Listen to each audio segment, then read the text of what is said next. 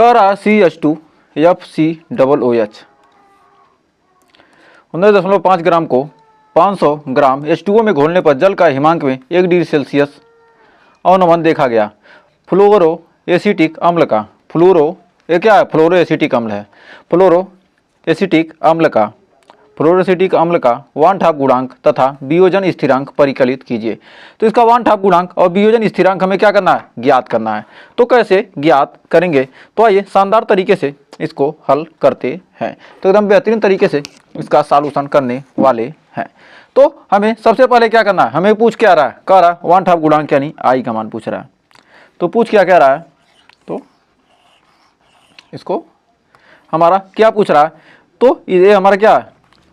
CH2 हमारा क्या है? फ्लोरिक एसिड अम्ल है। इसका 1/2 गुणांक क्या हमें 1/2 गुणांक निकालना है यानी आई निकालना है। फिर कह रहा वियोजन स्थिरांक यानी हमारा क्या के पूछ रहा है। यह NCERT से लिया गया क्वेश्चन है। तो आइए इसका हल देखते हैं। तो इसका हल देखने के लिए हमारा क्या डेल्टा टी एफ बराबर हमारा कितना आ जाएगा? 1 degree Celsius. Delta T F हमारा क्या आएगा? 1 डिग्री सेल्सियस। और डब्लू ए बराबर हमारा हो जाएगा 19.5 ग्राम। और डब्लू बी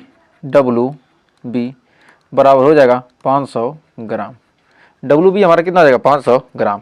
और हमारा CH2FCOOH इसमें हमारा क्या जाएगा? MA यानी अणुभार कितना आ जाएगा? 78। अणुभार इसका कितना है? यहाँ पर 78 है। तो अणुभार कैसे 78 आया है? इसको देखिए कि क्या हमारा 12 प्लस 2।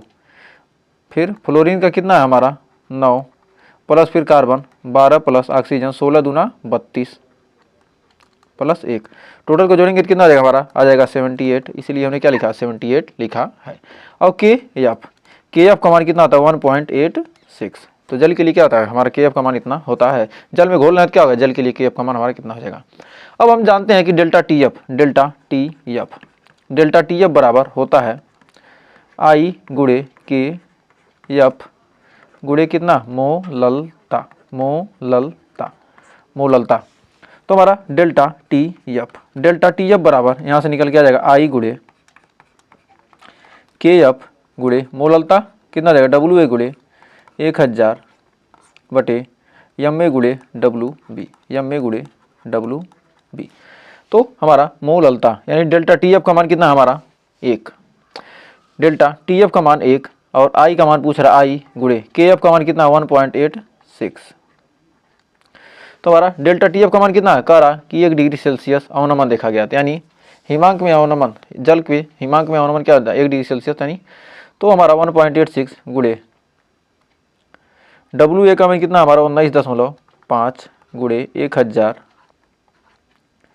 बटे हमारा 78 गुणे 500 बटे 78 गुणे 500। तो 78 गुणे 500। अब इतना हो गया। तो अब आइए यहाँ पर आगे अगले पेज पर अब देखते हैं।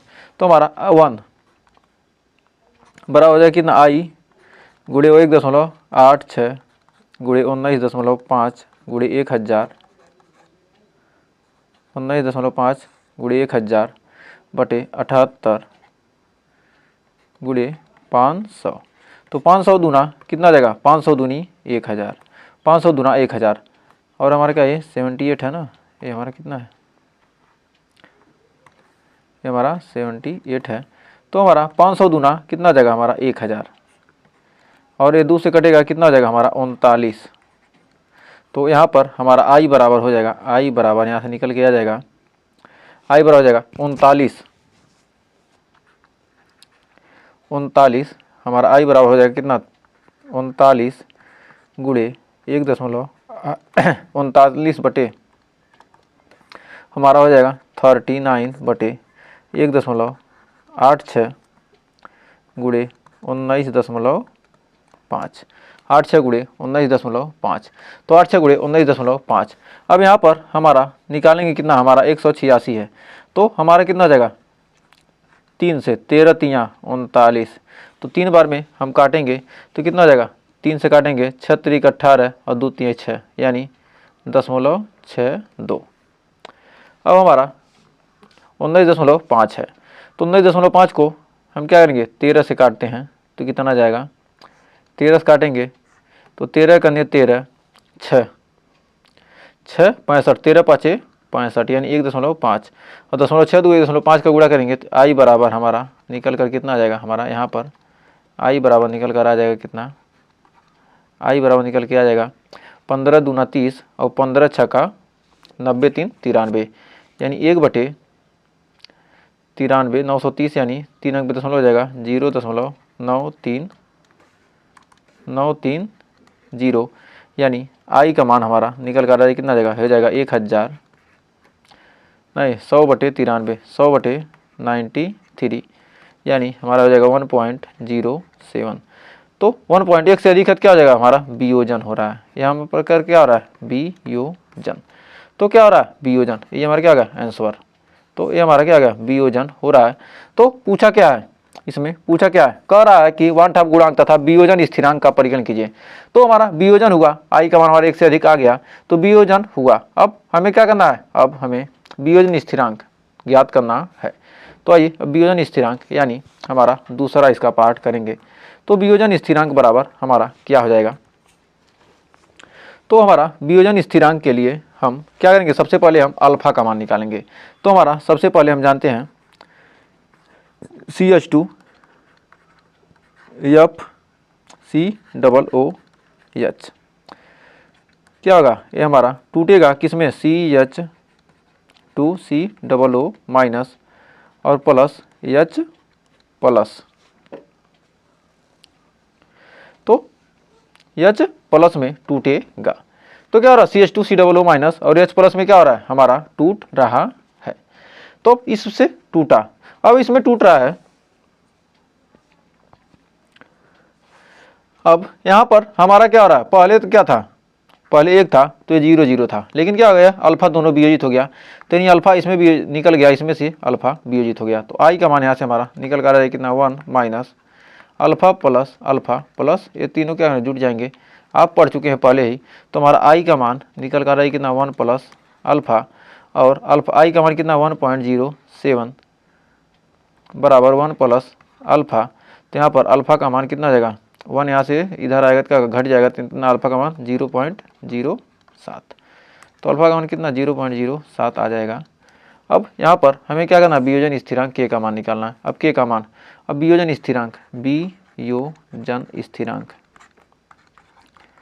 वियोजन स्थिरांक बराबर क्या हो जाएगा, वियोजन स्थिरांक के बराबर हमारा हो जाएगा C अल्फा स्क्वायर बराबर हो जाएगा के बराबर मोललता गुणे